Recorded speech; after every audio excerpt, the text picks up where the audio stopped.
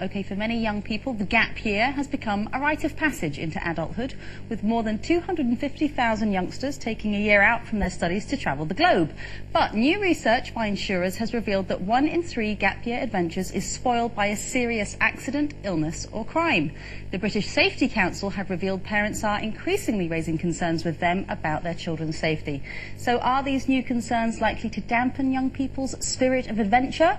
And how important was it for you to spread your wings and see the world? Well, I just think, how on earth does a student, afford to go on a gap year? I think, where are they getting the money from? Did you do that, Jane, when No, you left I didn't. school? No, I left school on the Friday and I started on the Monday. I had a gap weekend. I did, but I loved it.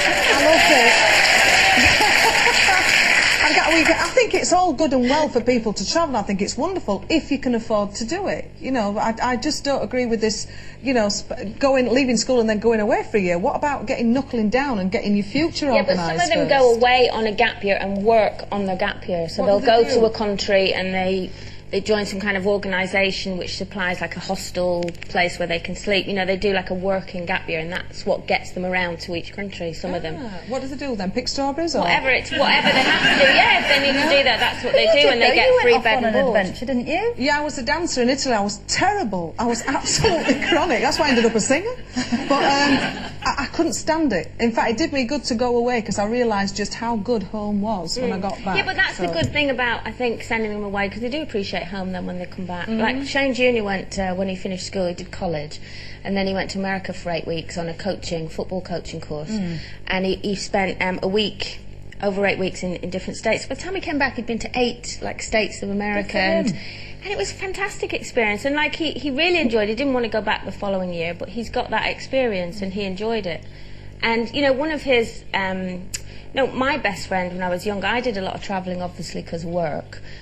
Even if I didn't want to, I had to go. But my best friend never left Blackpool, and I used to come back and we were like best friends, and I wouldn't see her for weeks on end because I'd be away too long. Then I'd come back and we'd start chatting, and her life had been exactly the same as when I left her, you know, 2 months ago. Exactly the same. Having said that, she was blissfully happy, but then she'd never seen the world. But that's what made me want to go and do stuff and see things. The thought of ending up stuck in my surroundings that I was in. Not that I was unhappy. I had a lovely upbringing, and childhood was very, very happy. But as soon as I was 17, I'd learnt to drive, and that was my way of getting out and seeing some stuff and having some adventure. You know, it wasn't that adventurous. Like, I'd never put myself in danger or anything like that, and I couldn't afford to travel until I'd been working. Like Jane, I went straight to work at 16 until I'd been working for about 4 years. So.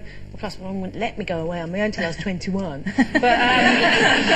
you know, I did. I wanted to see things, but I never wanted to put myself in a dodgy situation, which you did, didn't you? Yeah, well, not sort of at university sort of age, a bit later on. I love adventures. I wouldn't do it now, and I'm glad that I've done it. But I think a lot of it depends, actually, on your upbringing. I had a dad who was in the Merchant Navy, who travelled the world many times. My mum went round Europe on a moped with her friends when she was 16, so that was sort of encouraged. It was really encouraged, and I couldn't wait to sort of get out there.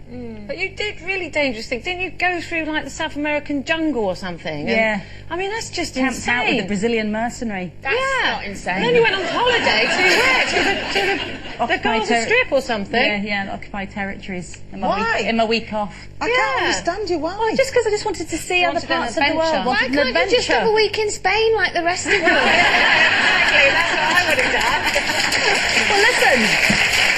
Carol, you certainly made up for it in later life. You go on all these exotic, far-flung destinations and holidays, but much more impressively, quite recently, you've given old Bear Grylls a run for his money, haven't you? You went on a survival course. Well, I did, yeah. I just wanted to see... I wanted to see what it was like. You know, it was completely out of my comfort zone, as they say. But I tell you, I put my life on the line for this show sometimes. Yeah. Let's take a look.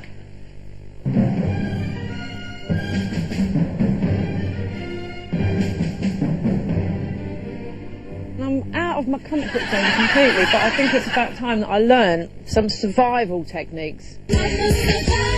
My name's Rod Anderson Boyle. I'm an outdoor skills instructor. I don't know where we are. We're in the middle of nowhere. There's nothing for miles. It's a fairly easy ride out on the train to Great Missenden, and then it's a short taxi ride. I've heard some noises. There's like dangerous animals around here, I'm convinced. Squirrels, wood mice, basically all your sort of small British mammals. The terrain is treacherous. It may get a bit chilly or windy, but other than that, it's nothing out of the ordinary. I'm ready.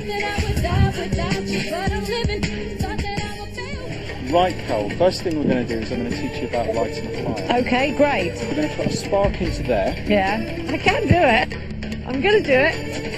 It's a good job I'm not worried about my nails, isn't it? She's doing pretty good. She's doing pretty good.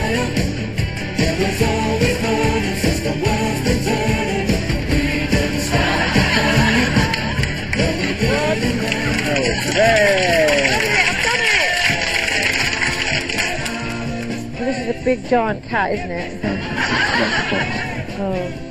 Come on, Rod. We haven't found a single thing to eat, not even a berry. I know how to survive out here. Don't tell Rod. Okay, the final thing we're going to do is to build a shelter. Like that. I'm doing it.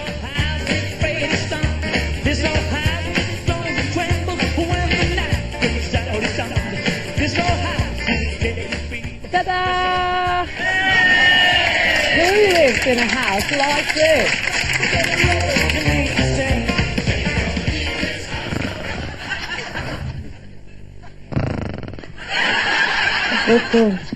Taxi, please. Camden Town, London. Don't tell Bear Grylls, though, will you? Don't tell him.